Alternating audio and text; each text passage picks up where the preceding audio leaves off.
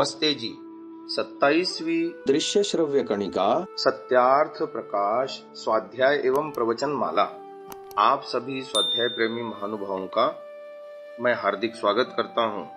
हम प्रथम समुल्लास में आए हुए ईश्वर विषयक नामों की व्याख्या के प्रकरण को आपके समक्ष पढ़ रहे हैं। क्रम प्राप्त आकाश तक हमने व्याख्या की थी। अब आगे अगला शब्द है अन्न। लिखते हैं अदभक्षणे। ये अदादिगण की धातु में पहली ही धातु है। अदभक्षणे इस धातु से अन्न शब्द सिद्ध होता है। अद्यते अत्ति च भूतानि तस्माद् अन्नम तदुच्यते। अहमन्नम अहमन्नम अहमन्नम अहमन्नादोऽहमन्नादोऽहमन्नादः। तैत्तिरीय उपनिषद का वचन उद्धृत करते हुए लिखते हैं अत्ता चराचर ग्रहणात्। यह व्यास मुनि कृत शारीरक सूत्र है 1-2-9। व्याख्या लिखते हैं इसकी, जो सबको भीतर रखने, सबको ग्रहण करने योग्य चर अचर जगत का ग्रहण करने वाला है, इससे उस ईश्वर के अन्न, अन्नाद और अत्ता आदि नाम हैं। और जो इनमें 3 बार पाठ है सो आदर के लिए है।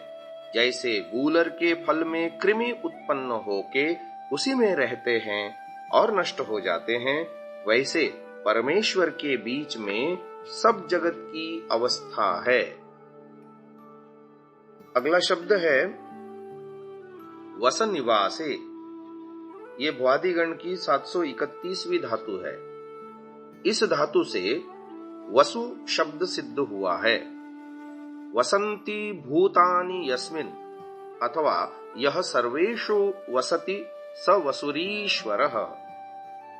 जिसमें सब आकाश आदि भूत वसते हैं और जो इन सब में वास कर रहा है, इसलिए उस परमेश्वर का नाम वसु है। आगे शब्द आ रहा है रुधिर अश्रु विमोचने।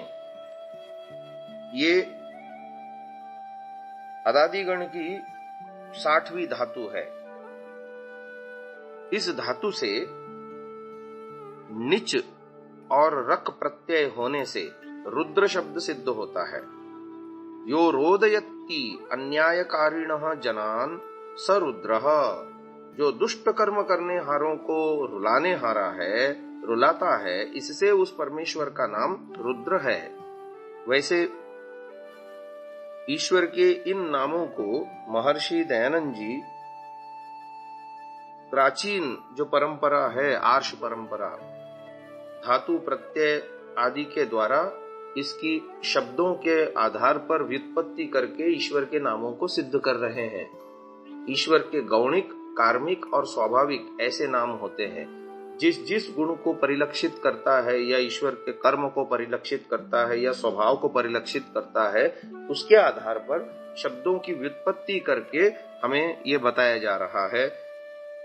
आगे आता है यन्मनसा ध्यायति तद्वाचा वदति, यद्वाचा वदति तत्कर्मणा करोति, यत्कर्मणा करोति तदभिसंपद्यते। यह यजुर्वेद के ब्राह्मण का वचन है। अर्थात जीव जिसका मन से ध्यान करता उसी को वाणी से बोलता, जिसको वाणी से बोलता उसी को कर्म से करता, जिसको कर्म से करता है उसी को प्राप्त होता है। इससे क्या सिद्ध हुआ कि जो जीव जैसा कर्म करता है वैसा ही फल पाता है। अब दुष्ट कर्म करने वाले जीव ईश्वर की न्याय रूपी व्यवस्था से दुख रूप फल पाते तब रोते हैं, और इसी प्रकार ईश्वर उनको रुलाता है। इसलिए परमेश्वर का नाम रुद्र है। आगे एक महत्वपूर्ण शब्द आ रहा है नारायण।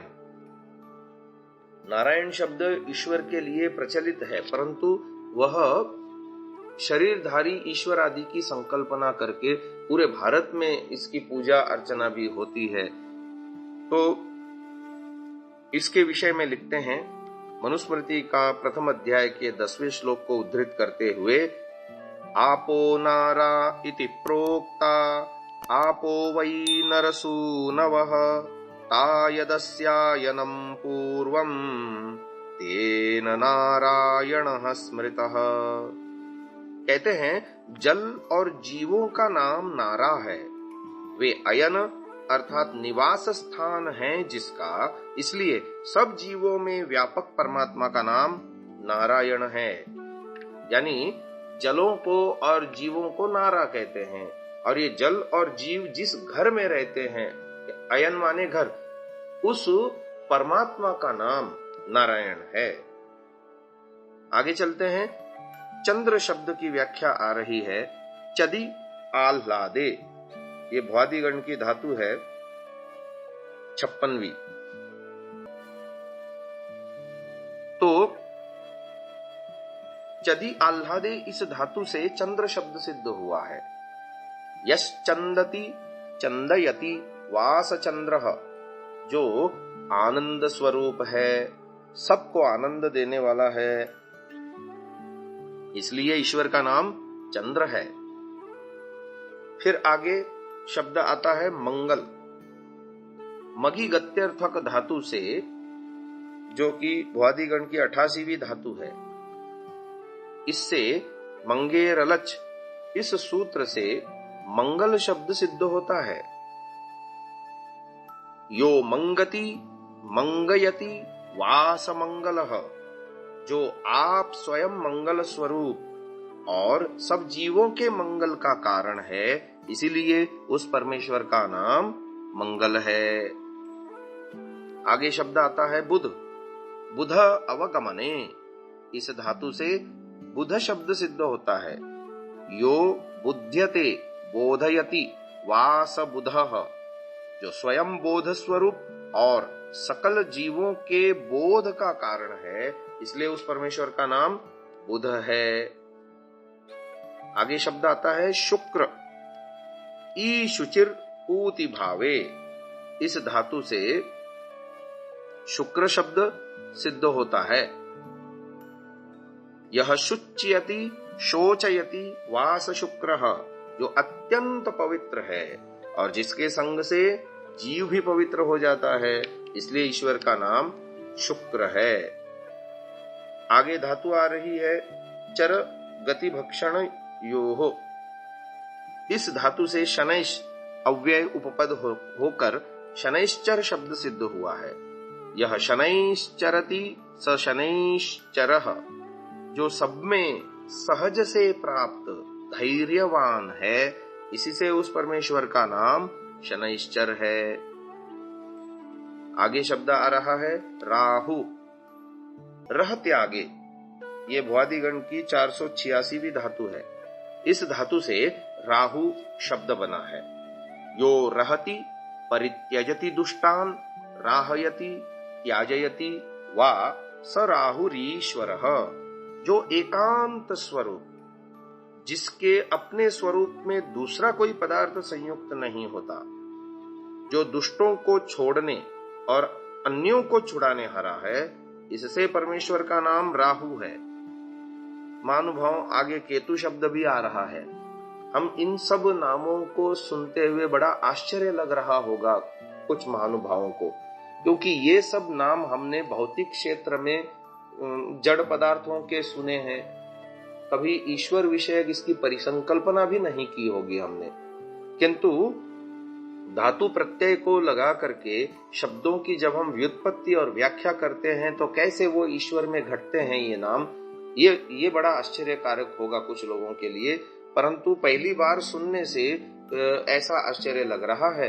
जब बार बार इन नामों को सुनेंगे, इसके ऊपर चर्चा करेंगे या इसके विषय में चिंतन मनन का इसको विषय बनाएंगे, तो हमारी ईश्वर की नजदीकी बढ़ेगी। क्योंकि ईश्वर के गुणों को जानना और उसके गुणों को आत्मसात करना, उसको कहना अथवा उसका चिंतन मनन करना ही ईश्वर की स्तुति है। जितनी जितनी स्तुति करते जाएंगे, ईश्वर के अंदर रुचि हमारी बढ़ती जाएगी, आकर्षण बढ़ता जाएगा, ईश्वर की नजदीकी हमारी बढ़ती जाएगी। तो जैसा कि मैंने कहा, अगला शब्द है केतु। कित निवासे रोगापनयने च, इस धातु से केतु शब्द सिद्ध होता है। यह केतयति चिकित्सति वास केतुरीश्वरः, जो सब जगत का निवास स्थान, सब रोगों से रहित और मुमुक्षुओं को मुक्ति समय में जन्म मरण आदि समस्त रोगों से छुड़ाता है, इसलिए उस परमेश्वर का नाम केतु है। आज की चर्चा को इसी केतु शब्द पर हम परिसमाप्त करते हैं। ओम।